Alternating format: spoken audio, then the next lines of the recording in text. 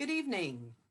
On behalf of the American Association of University Women, Petaluma branch, I'd like to welcome you to a forum for Petaluma City School District's Board of Education candidates.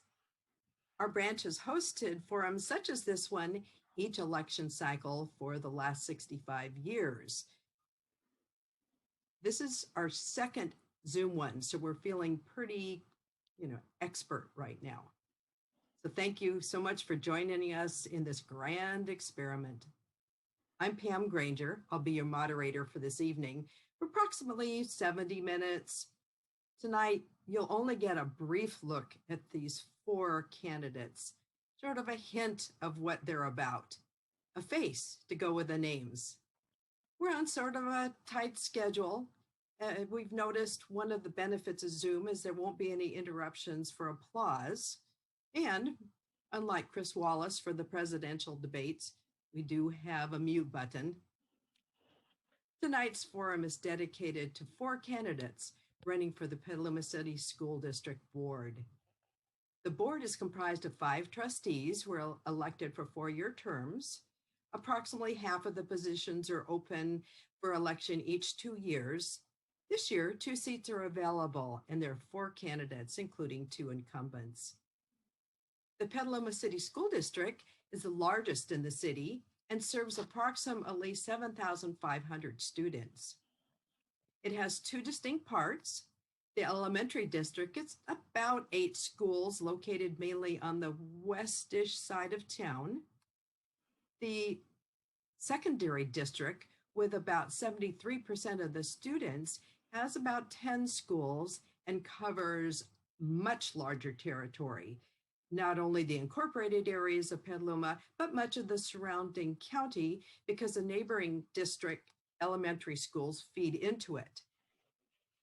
Before the introductions to the candidates, I want to outline the format for this evening's program. Earlier today, we drew the order for which the candidates will speak.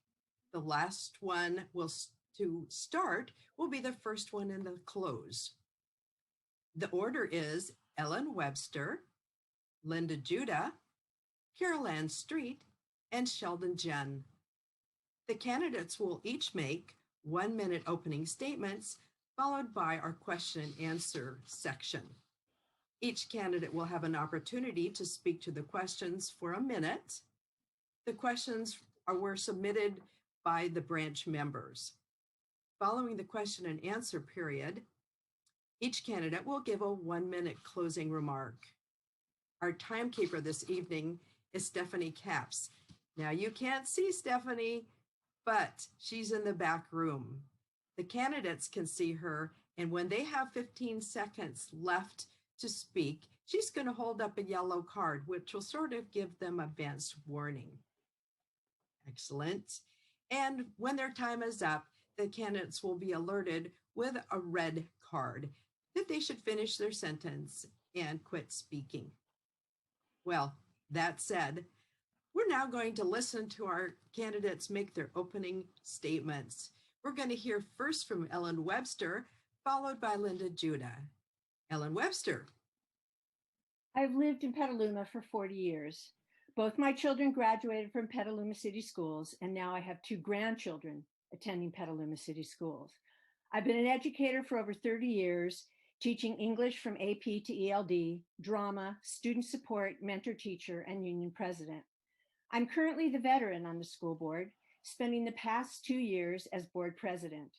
In that role, I have instigated office hours with board members at various schools, written a board statement against systemic racism, developed board goals based on community input, served on the committee that brought Circle Up education to our district, and I'm currently training to be a trainer, and worked with fellow board member Joanna Pond to bring the Stop It app to all our district schools to provide students a safe and anonymous space to report harassment of any kind. I serve on district committees, LCAP, budget advisory. I have met with and listened to both staff and students, bringing their issues before the board so they can be communicated and addressed. Thank you very much. That was Ellen Webster. Now we'll hear from Linda Judah. Linda will be followed by Carol Ann Street. This is Linda Judah. I would like to express my gratitude to the American Association of University Women for hosting this event and the school district for assisting. I'm grateful for everyone who has made the time to join us either live this evening or in viewing this video at some point in the future. I appreciate your interest in civic engagement, and I thank you. My name is Linda Judah. My preferred pronouns are she, her. I am a parent of a Petaluma City School student. I was a high school science teacher in the district for the past 7 years. I am committed to environmental and social justice. I am running for school board for our young people because they deserve a board that actively advocates for schools and classes that are safe and accessible to all students. They deserve a board committed to dismantling systemic racism within our schools. They deserve an engaging curriculum that encourages exploration of their role in society and that provides them with the tools they need to be civic and environmental leaders capable of addressing our most pressing issues such as climate change. I invite all of our viewers to visit electlindajudah.com for more information and to get involved in our campaign. And again, I thank you for your time and your attention today. Thank you, Linda. Next, we're going to hear from Carol Ann Street, followed by Sheldon Jen.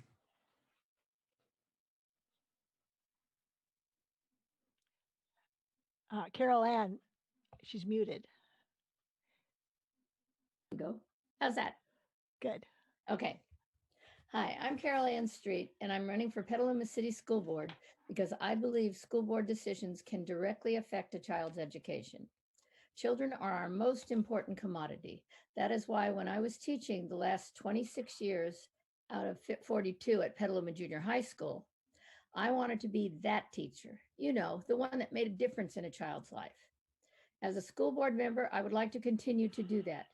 It is so important to keep in mind that any decisions that are made should ultimately be children and teachers first, and in that order. We need to focus any way we can to help the new generation succeed, especially in this trying year of 2020.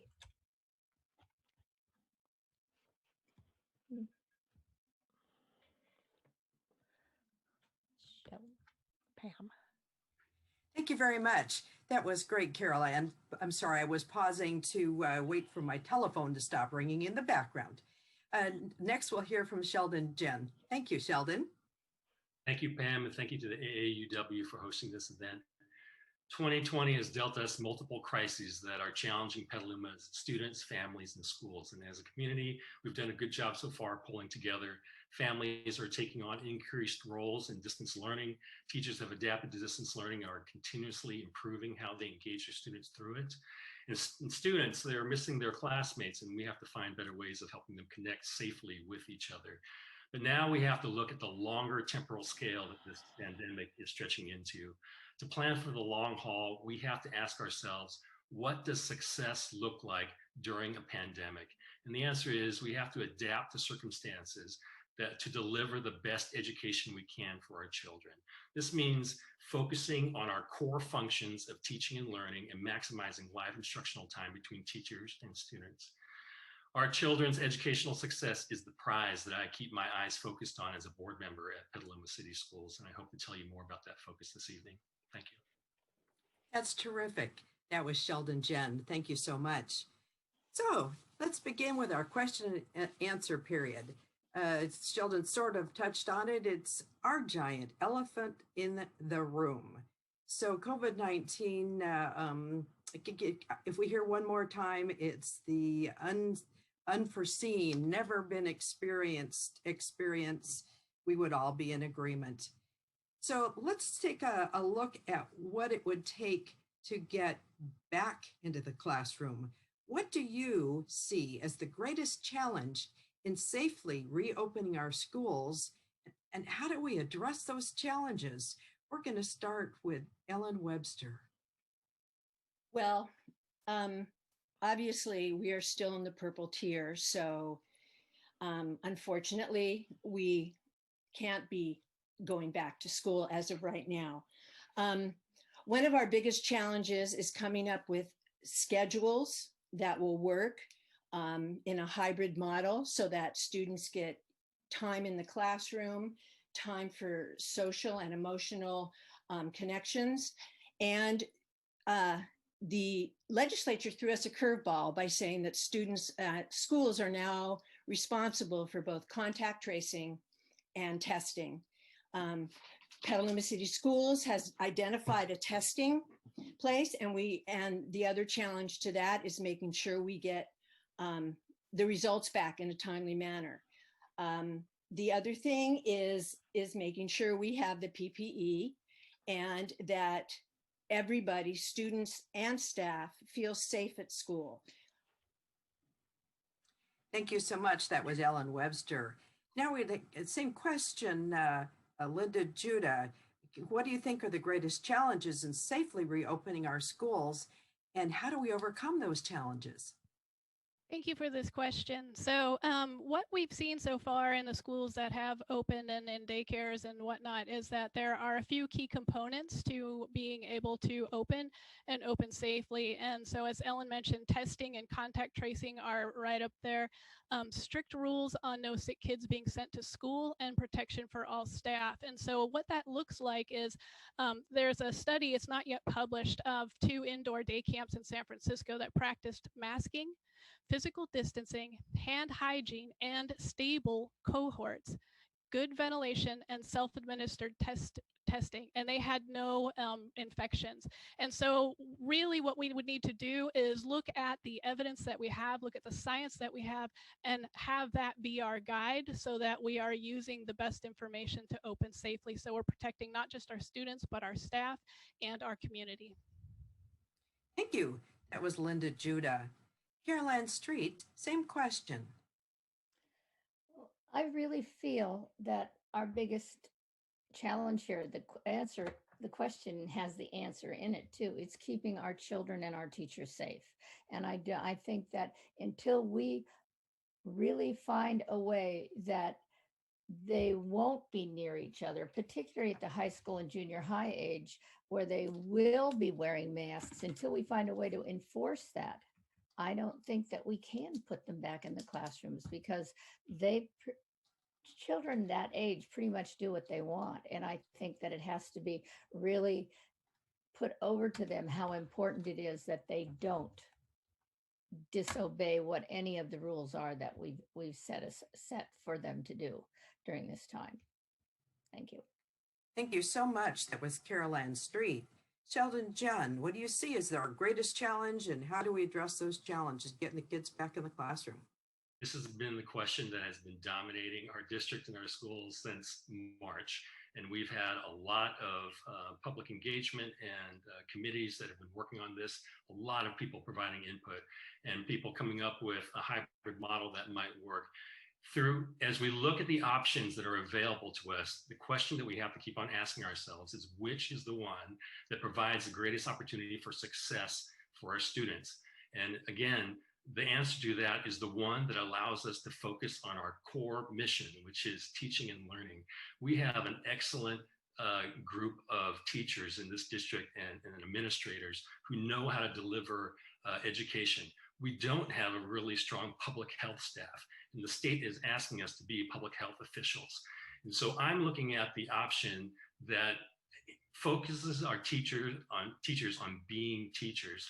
Now, when we do that, we still have to keep in mind that we have to provide for social and emotional support for our students, and there are creative ways that we need to be looking at to do that better. Thank you so much. That was Sheldon Junn. And once again, he's given me the perfect lead-in to my next question. It's happening nationwide. As the result of distance learning and teaching, students and staff feel isolated and are struggling.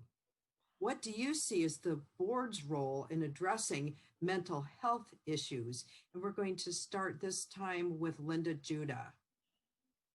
Thank you. I love this question too. So I'm glad that this question is actually being asked, because in the early days of us trying to figure out how to move to distance learning back in the spring, this issue really wasn't addressed. And so I am very pleased to hear that it is now being thought about much more deeply. And so I would again like to circle back to what Sheldon was saying earlier, where we need to be thinking about what is our mission, our core mission. And so the teaching and learning absolutely is, and our students can't be expected to learn if they're not in a healthy mental state, just as they can't learn if they're not in a healthy physical state. And so I think we really need to be thinking about that. And in addition, our teachers too, because I know our teachers right now are exhausted. I know this because I was one of them. And so we really need to be making sure we're supporting not only our teachers, but the rest of our staff. We have secretaries and janitors and yard duty folks, aides who've been working overtime in all kinds of roles to make all of this happen. Thank you so much. That was Linda Judah. Same question, Carol Ann Street. What can the board do to address mental health issues?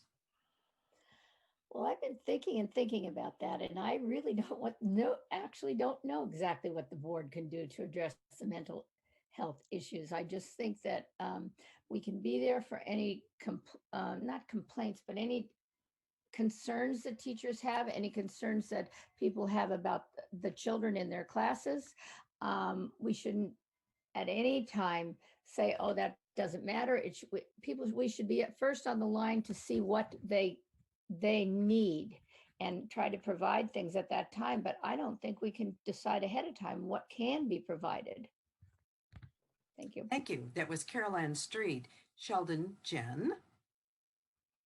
Yeah, this is the topic that this is where we really need the broader input and support from our families, our communities, the broader Petaluma community, not just the district.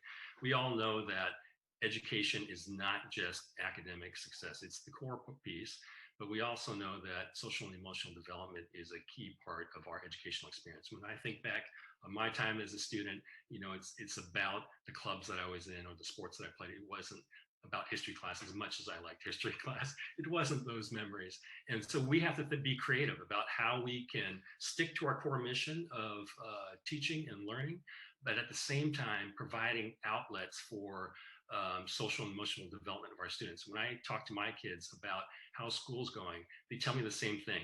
I'm doing all right in school, but I really miss my friends. And it's that connection with other peers where we really need the support of community members and the PTAs and parents to help us organize those kinds of supports outside of the academic part. Thank you. That was Sheldon. Jen. Ellen Webster, same question. What do you see as the board's role in addressing mental health issues? Well,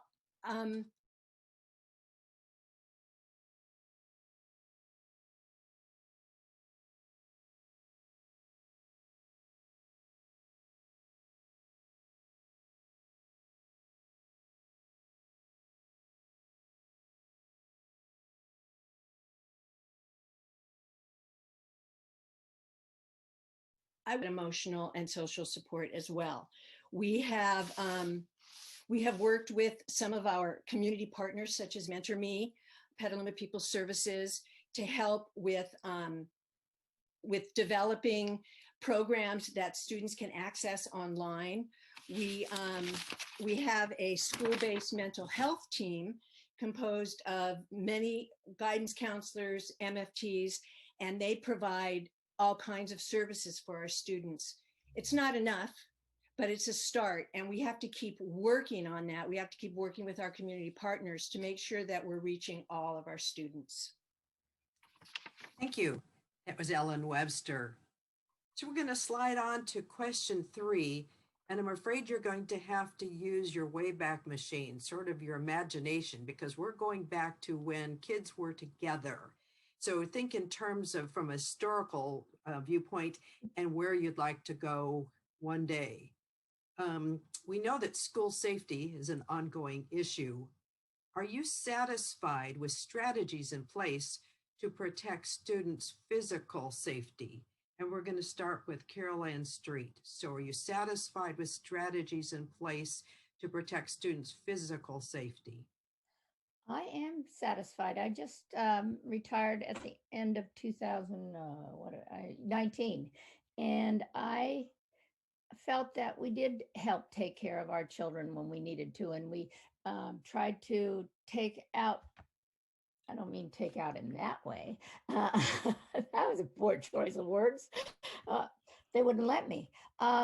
We've tried to take children and students that were hazardous to the other students and children and place them away from those children. I think that basically the thing we were looking for is people learning to work together. And that's what I worked on as a teacher, was having my students learn how to work together. And I think that that's what we have to do, is go back to that when children did know how to work together. Thank you. Thank you. That was Carol Ann Street. Sheldon Jen, same question. Yeah, to me, the more pervasive safety issue with our children isn't a physical one, although we do have a few incidences of that. It's more of a feeling of being safe. Our children are not immune from the adult divisions that we see in our nation today, and we see some of those dynamics creeping into our schools. And we know that children's success in the school is contingent upon their being able to feel safe and have a sense of belonging at school. And so those are the things, this is the school climate that we have to build that is positive, and helps children to feel not only accepted, but really valued for their diversities. And it's really not enough to address the individual few who might be bringing these kinds of biases into our campuses. We have to be proactive in building a positive school climate that really values the differences in our children. Thank you so much. That was Sheldon Jen. Ellen Webster, same question. Are you satisfied with strategies in place to protect a student's physical safety? I agree with Sheldon. It's not just physical safety. And I think it's really important that all students feel not only safe, but welcome in our schools. There are a few things we are doing right now. One is we are partnering with Mentor Me for high school suspension diversion program. We have brought in Circle Up, which will be surveying for school climate, both from the staff point of view and the student point of view, and working on those things where students don't feel safe and don't feel welcome. There's always more that we can do. We can do restorative circles. We can do restorative justice. Those are things that we will be working towards and working on in our schools. It's vital that students feel safe and welcome. And if they have to deal with racism or sexual harassment or bullying, they're not going to feel safe. And I have to stop.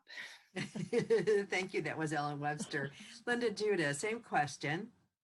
Yeah, I'd like to build on what you were saying, Ellen. I know 1 minute is not a long time. And I'm thankful for this question because so I'm running on a 4-point platform. One of them is on ending systemic racism in our schools. And this gets back to also what Sheldon was saying about how students need to feel safe on our campuses. And what we've found in surveys on our campuses is that many students do, but there is a very definite difference between the kind of the haves and the have-nots, if you will. And so we really need to have some measurable goals set in place for how we're going to address those things.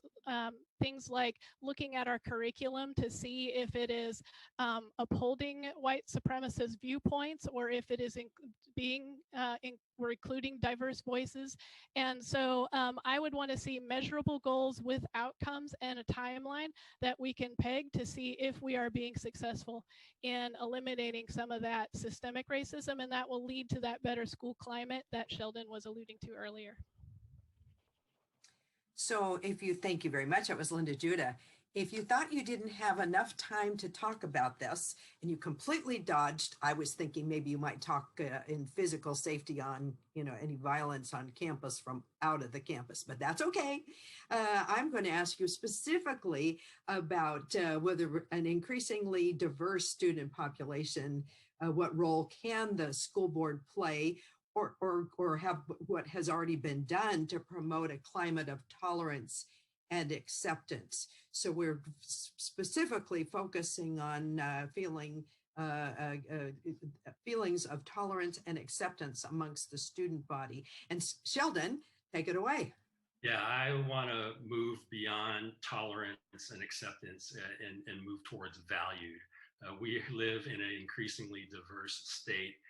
We already have a minority majority in the K-12 system statewide. We have to get real here and move into this century.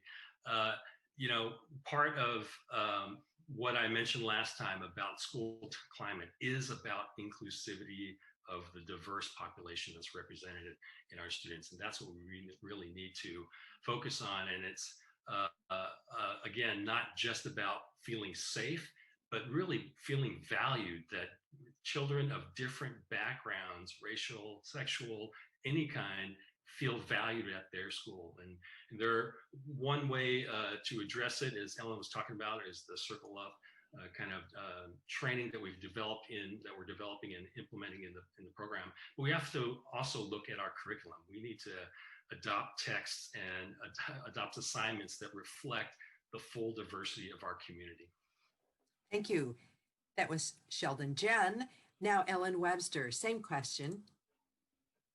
Just to piggyback on what Sheldon said, students need to see themselves in the curriculum.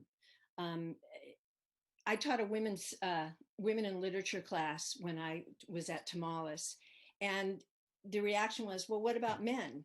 Well, most of the literature was white men. So there are two areas that I like to focus on. One is the FAIR Act, which we are seeing. We are adapting social studies books that will apply to the FAIR Act, but I want to see it throughout the curriculum. I want to do a survey of what books do we have in our libraries, what books do teachers use in their English classes, to make sure that the wide diversity of our society and of our schools is represented. I would also like to see an ethnic studies class in the curriculum. Thank you so much. So that was Ellen Webster. I'd like to ask the same question of Linda Judah. The increasingly diverse population, what can we do to promote tolerance and acceptance, or something better than that? Yeah, I vote for something better as well. And I agree with Ellen that we do need to have ethnic studies. I would like to see that as a class at our high school level, but I would also like to see that being taught throughout the curriculum K through 12. In addition to that, one thing that nobody has mentioned yet that I will is that our staff needs to reflect the community that we live in as well. And so what that means is that we have at all levels and all the different sectors of our staff, teachers, support staff, administration, that as we're hiring people, that we are making sure that our staff looks like our community, that our staff comes from the same backgrounds as our communities, because studies have shown that when students have teachers who look like them, who come from a similar background as them, that leads to greater success for our students. So I would make that a priority if I were elected to the school board. Thank you so much. That was Linda Judah. Carolyn Street, same question about how the school board can promote a climate of tolerance, acceptance, and more. Well, I guess because I've always had, as I said, I just retired from teaching a year and a half ago, and I've always been tolerant. And so honest to God, was so surprised when I saw the Black Lives Matter things, because I didn't realize that Black lives didn't matter. And so when I spoke to someone who's a friend of mine who's Black, and I said to him, have I ever treated you in a way that made you feel, that you, and he laughed and he said, no, you are totally accepting. And I think what Linda was saying about hiring people, I think that the people we hire have to be people that are tolerant, people that accept the children and make the children feel like they really belong. And because I was so startled to find out that some of them didn't know they belonged. And so I think that it starts with the teachers, it starts on the front line. Thank you so much. That was Carol Ann Street. So we're going to go on to question 5. We're going to start with Ellen Webster on this one. We're sort of going through the down the line here. Student behavior affects their and other students' learning success. Use of tobacco, vape products, marijuana, and alcohol on campus, as reported, as outlined in reports and in anecdotal comments from students and staff, are out there. Are you satisfied with the current board policies to address use and the subsequent discipline, or what changes might you make? Well, we have recently revived and revamped our policies on tobacco use, and we are definitely seeing an uptick in vaping.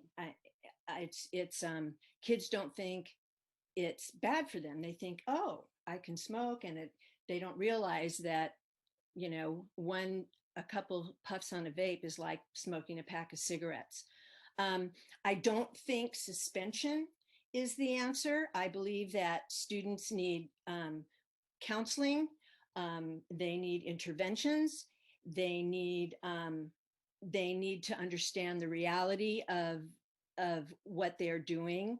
Of course, if a student's dealing on campus, that's a little bit different than a student that sneaks into the bathroom to smoke a cigarette. So it's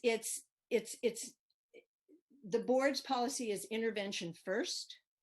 And with all that comes with that, including classes, I have to stop. I'm sorry. Thank you very much.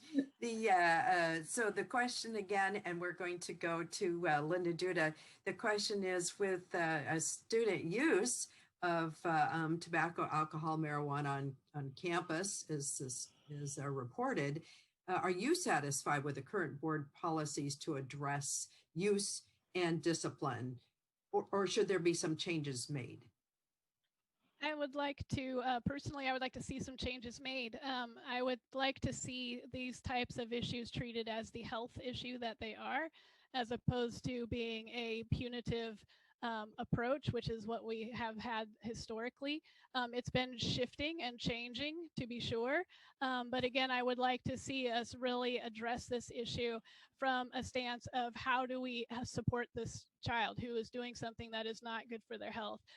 We've also seen that, again, with a lot of the discipline issues, that there is still some systemic racism that is built in. So disproportionately our mostly Latinx students are being punished more than our white students. And so I would want us to take a really close, careful look at that, so that we are making sure that we are not furthering systemic racism. Thank you. That was Linda Judah. Carol Ann Street, same question. What are you happy or satisfied with the current board policies to address use and discipline, or do you have some suggested changes? Well, I am not exactly happy because I've just left teaching. And so I think sometimes we don't make there be any consequences for when you're doing something that students do know is wrong. And I think that we should do more suspension, keeping them out of classes, and I think make them aware that anything they miss, they lose out on, because we don't do it enough. And so I'm going in the other direction. So those are the changes I would like to see be made. Thank you. Thank you very much. That was Carol Ann Street. So we'll slide on into another question. Can I have an opportunity? Oh, I'm sorry, Sheldon. Sheldon, we'd like to hear from you too. Good, good. No, I appreciate it. And I'm going to actually disagree strongly with Carol Ann. We have made some, we don't need more suspensions, we need fewer. We don't need more expulsions, we need fewer. And Ellen's right, we have recently made adjustments, revisions to the board policy, much in the way that Linda was describing, moving away from a punitive perspective on these things and more to a restorative one. And we've hired the right staff that is really implementing this in the right way. I think we have a fantastic assistant superintendent who's really leading this charge in a really powerful way. You know, how many of us can raise our hand and say, I didn't do something stupid when I was a teenager? I can't. And what we need from the adults is to be forgiving and edifying, not punitive. Our children are learning, and they're going to learn from the adults in the room, and that's us. And so we have to provide the setting that helps them grow into adults. Thank you. That was Sheldon Jen. Sorry, I almost left you out. You get 2 next time. Just kidding. So we're sliding on to question 6. And this one we're going to start with Linda Judah. And we'll be sure to give Sheldon a chance. This question is, the projected state budget allocation to education is dismal. I mean, ugly. The educational core programs like English, math, and science seem to be secure. But given the expected deficits, what are your priorities for any discretionary funding should some be available? I mean, things that are outside of programs that aren't academic. Give me some ideas of what your priorities might be, you know, if we find any money in somebody's sock drawer.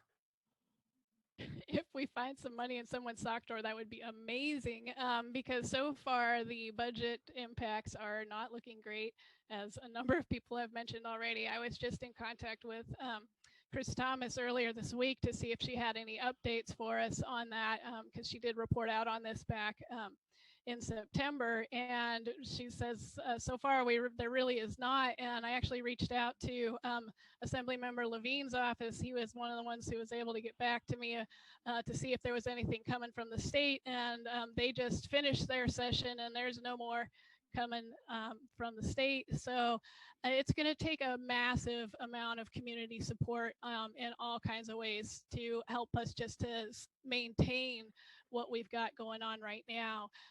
So it is going to be the biggest challenge that we face. And I'm seeing the yellow flag, so I'll just leave it there. Thank you. That was Linda Judah.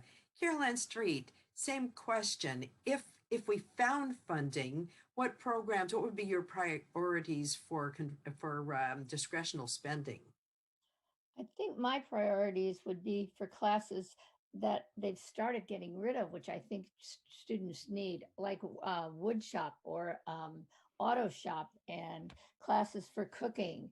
I think that those classes are really important because not every single one of our children are going to go to college. And so we need to take care of both sides of the coin here, so to speak. We need to take care of the students that aren't going to college. So if we have any other discretionary funds, we should point our children in the right direction so that they can be employed in the right way once they finish high school. Thank you. Thank you. That was Carol Ann Street. Sheldon Jen, same question.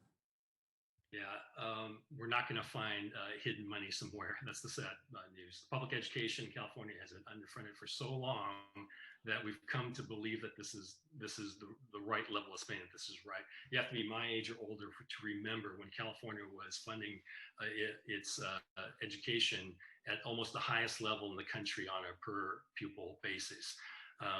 You know, studies show persistently that investment in our children, particularly their education, has real returns on that investment multiple times over the course of their lifetimes. And so we really have to invest in our children. And the problem here is that public education is one of those few public services that doesn't have its own methods of revenue generation. mean, you can do a parcel tax, but the parcel tax won't cover barely a couple percentages of your budget. We're at the mercy of the state. So that what that means is, as a board, we have to be advocates to the state and the feds on boosting support and investment in our children. So that's what we need to be doing as a board, is raising those revenues, not hoping that we'll find a pot hidden somewhere. Oh, I liked my idea. I'm so sorry that's not going to work out.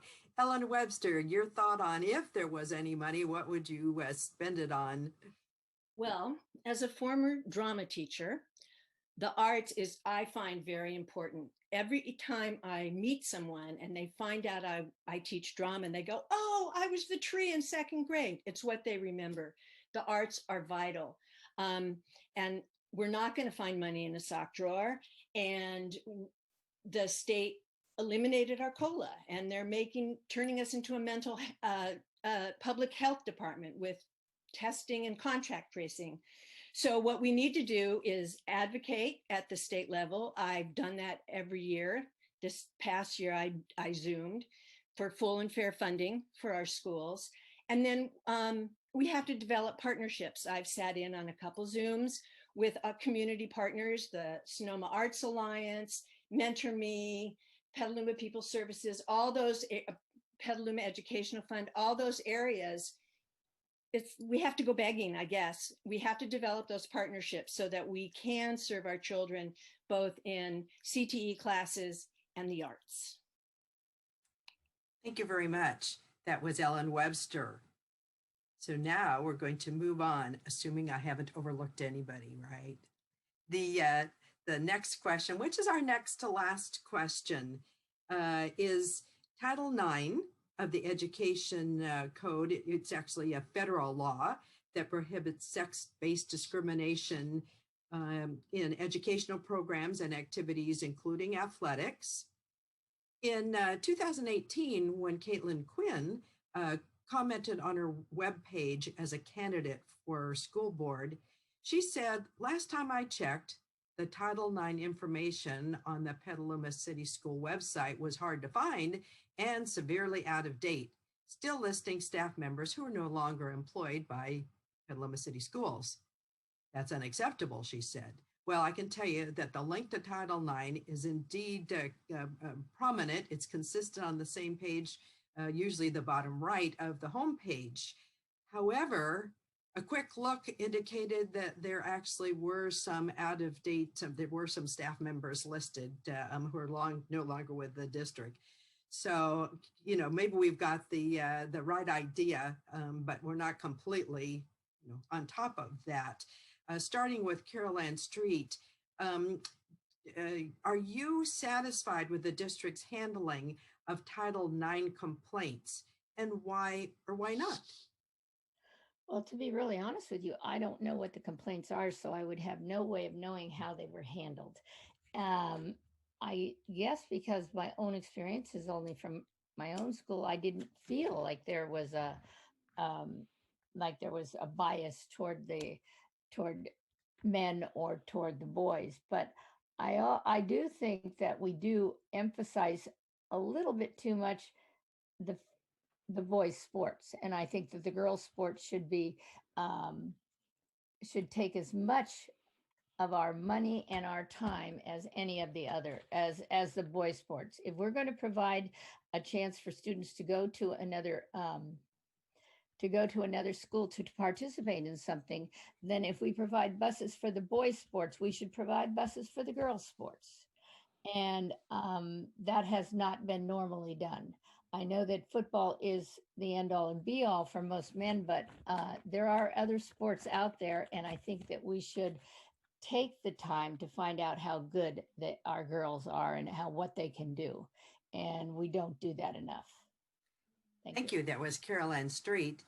Sheldon Junn, same question. Yeah, well, we definitely need to update our website. We just have to. But your question speaks to an issue that we have been grappling with recently over the spring and summer. A couple of websites started by students at Casa Grande and Petaluma High School really that asked students to express anonymously their experiences with harassment, not just sexual, but also any other kind. And it was disturbing to read. I read through them all and I was disturbed. In fact, I emailed our district leaders and said, there are some Title IX violations here that have to be investigated. And I will say to their credit, they did. They said, we're going to find out who, it's the best that we can, trying to find out who has been harmed, who is claiming being harmed, and investigate each one of those situations as is required by law. But the bigger issue that this question raises is one, again, about school safety and inclusion. Is about children feeling safe on campus and feeling that they are valued. And so, again, this is school climate, and we have to do better to improve school climate.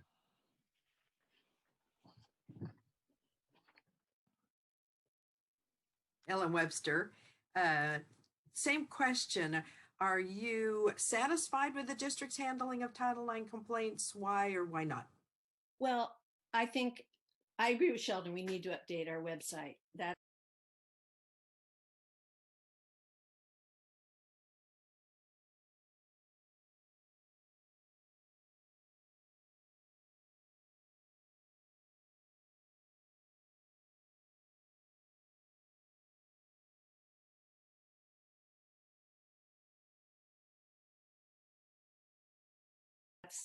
put on the agenda, and they will be presenting at the next board and a heartbreaker. School safety ties right into that. We have the Stop It app. I know that's not the be all and the end all, but it's a start where students can anonymously report issues, and we have to hold the administrators accountable that they will deal with it right away. We also need that needs to be part of the education, part of what we're teaching our students. God, I hate 1 minute. Sorry. Thank you very much. That was Ellen Webster. And I'd like to hear from Linda Judah, same topic. Yes, thank you. So we definitely need to be doing more, and we need more than just superficial changes, and we need a little more urgency around this. Sexism and sexual harassment is a long-standing problem at our schools, and this was, while heartbreaking, like everyone said, this was not surprising to me, having taught at the high schools, and from what I've heard from students themselves.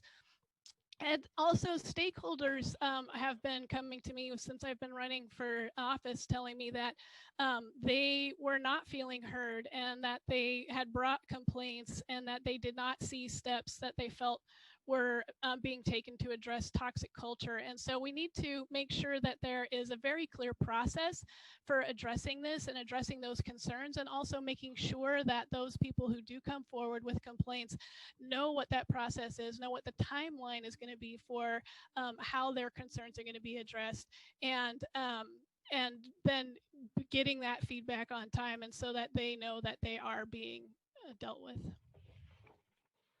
Thank you very much. That was Linda Judah. And if you see me fade away, my internet is apparently unstable. So Stephanie should look in her inbox. I have sent her the script just in case I drop out. Yay! The grand experiment. All right. So our last question it isn't quite as pithy as some of the others, but it'll feel pretty darn important to those whose students do not go to Petaluma City Schools for their primary experience. My question is, and we're going to start with Sheldon Jen, is given that there are, in the neighborhood of 14 feeder elementary schools to the Petaluma City School District, in what ways does the board ensure successful integration or articulation with those feeder schools so that they can, it's part of that sort of welcoming climate we've talked at. Are you satisfied with how we are reaching out, and how are we reaching out to our the sister school districts in the area? Probably not enough is the short answer to this. This is an amazingly complex public education sector in this town, because we've got about 8 districts operating here, as you mentioned, about 14. And it's funny that you say about, because that's the right way to describe it. It really depends on how you count these schools. And so we aren't doing enough, probably, I would say. And the recent issues with pandemic and moving to distance learning, and now thinking about how we can reopen safely, has raised this issue to an head. We recently had a meeting with community stakeholders where we talked about how do we coordinate with each other. And I realized it was just Petaluma City Schools that was on this meeting with all these wonderful nonprofits and business leaders in town. And we needed to have all the superintendents and all the other districts involved, because education is co-produced. And what that means is it's not just a teacher in front of a student, it's the entire community. And it's not just the community of one district, but of all the districts. Thank you. That was Sheldon Junn.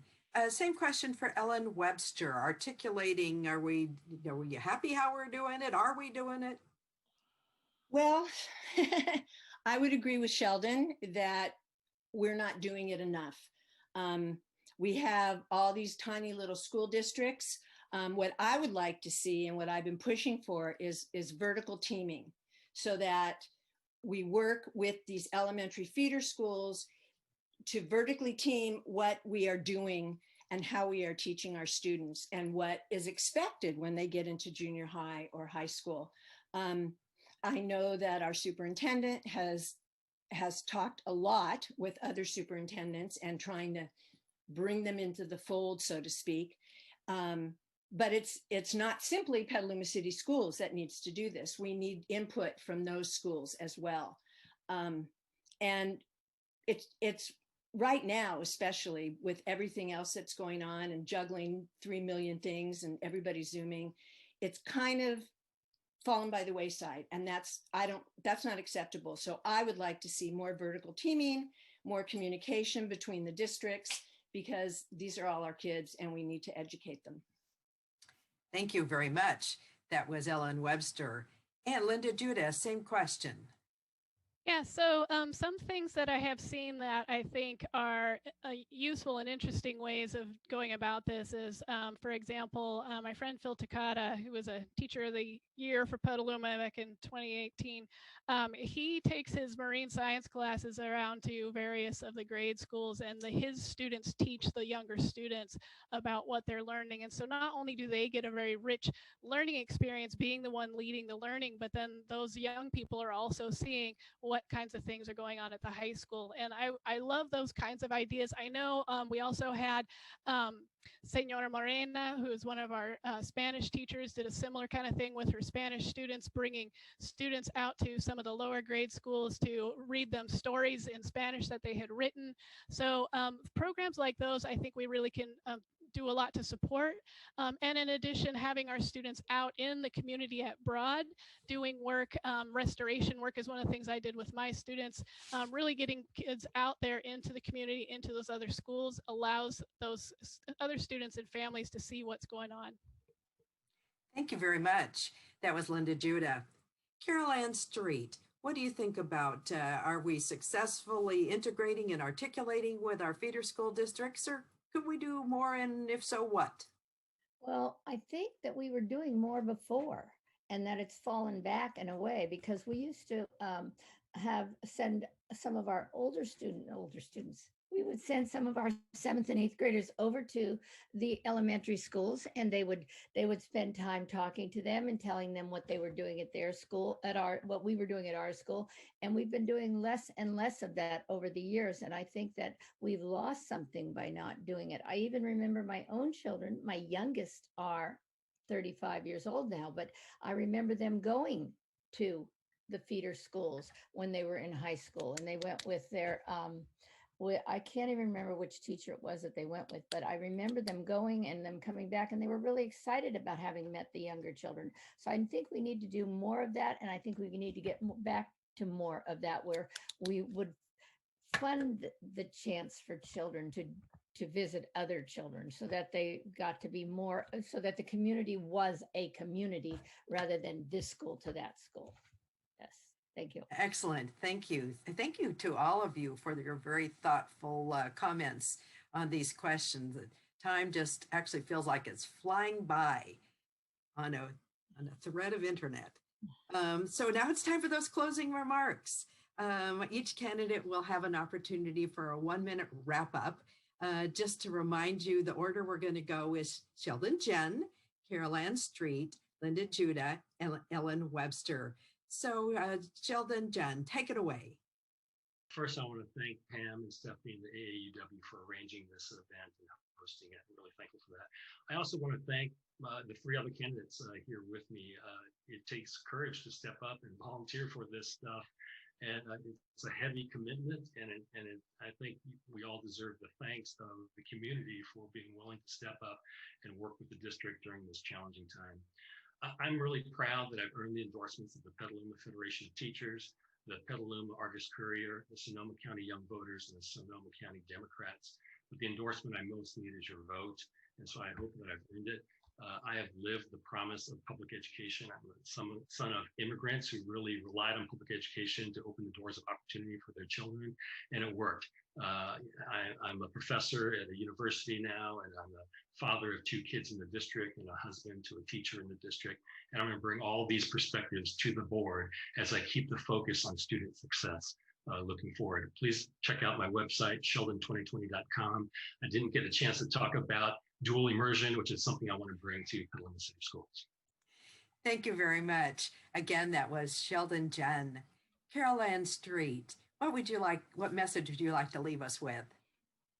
Well, I'd like to say that I don't think that there are any completely right or wrong answers to all the questions that were asked here today. But when faced with a problem in the district, I'll take the time to study it and see what's the best way to move forward. I don't know all the answers to each of the problems we're going to face, but I'm willing to work at being a problem solver.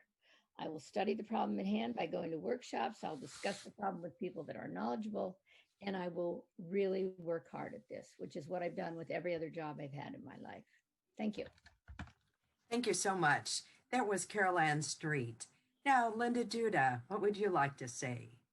I would like to thank as well the American Association of University Women for hosting this forum, our district for providing support so that we have this opportunity for our community to meet and hear from all 4 of us together. And again, I would like to thank, as Sheldon did, my fellow candidates for your generosity and your time, and also for just being such a great bunch of people. It's a pleasure running with all of you. I want to also ask all of those of you who are listening, if you like leadership if you would like leadership on our school board to set ambitious, measurable goals with timelines for implementation, goals to make schools safe and accessible to all students and families, goals to begin dismantling systemic racism, goals to equip students to be future civic and environmental leaders, goals to center the health and well-being of all families and mitigating impacts of climate change, I ask you to vote for me, for Linda Judah, on November 3rd. And I thank you very much for your time and your attention tonight. Excellent. Thank you so much. That was Linda Judah. And Ellen Webster. Well, just to echo, thank you for everybody. And like Sheldon, I've been endorsed by the Argus Courier and the Sonoma County Democratic Club, as well as the other members of the current board. I'm proud of the work I've done in the past 4 years, but there's more I'd like to accomplish. I've seen more AP and honors classes offered at our secondary schools, but I would like to eliminate the roadblocks that keep these classes from being truly equitable. We have started to see the FAIR Act implemented, but we still have a ways to go to make our curriculum truly inclusive. I would like to see ethnic studies incorporated into our curriculum so that students can see themselves in their studies. I also want to continue my advocacy in Sacramento. I've taken the opportunity every year to attend meetings with our representatives, most recently on Zoom. We must continue fighting for better funding for education. Finally, I truly believe we have an efficient board who works well together. We have accomplished quite a bit in the past 2 years, and there's more we want to do. Thank you. Thank you so much. The AAUW, big surprise, encourages informed and active participation in government. Because you're watching tonight, or watching this broadcast at all, you clearly agree with that philosophy. So you can find additional information, nonpartisan information on all the elections and on the propositions on the League of Women Voters election website at smartvoter.org. This forum, as I mentioned, is being recorded. It will be available in a couple days for rebroadcast with links on our website. That's AAUW.Petaluma.org. And if you go to that website, we also have links to YouTube and Facebook recording that Christopher was handling for us. I'd like to thank a couple of people. As you know, it's always a team sport putting on anything like this. I would like to once again thank Joshua Simmons and Christopher Neuberger for helping us with the recording and some technical assistance. Ashley Collingswood at the district office for helping set us up on the Zoom platform. And AAUW members, Stephanie Capps, who in addition to being my partner in crime was also your timekeeper, and another AAUW member, Maddie Cloud. So ordinarily, this would be the time that I'd say, break out the applause.